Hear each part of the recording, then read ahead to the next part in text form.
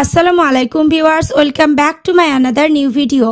আজ আমরা ওয়াজ wire R had এর ব্যবহার নিয়ে আলোচনা করব। Okay viewers, let's get started. Was wire মানে ছিল, সাবজেক্ট নিজেই ছিল, তখন আমরা ওয়াজ ওয়্যার ব্যবহার করব।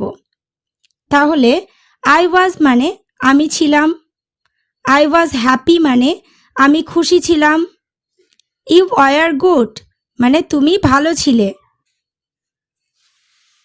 আবার হ্যাড মানে ছিল, সাবজেক্টের কোনো কিছু ছিল, তখন আমরা হ্যাড ব্যবহার করব।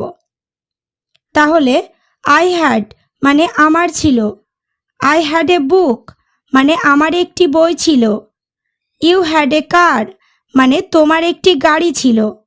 এভাবে আমরা শত শত বাক্য বানাতে পারবো।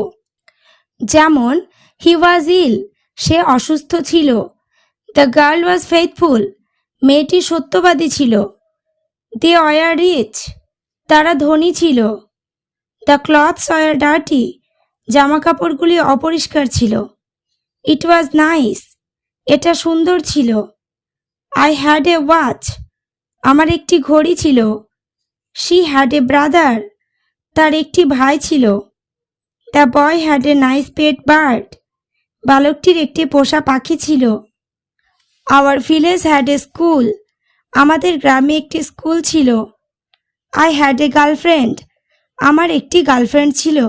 ওকে ভিউয়ার্স, আজ এই পর্যন্ত। চ্যানেলটিতে নতুন হলে চ্যানেলটি সাবস্ক্রাইব করো ও লাইক শেয়ার কমেন্ট করতে ভুলো না।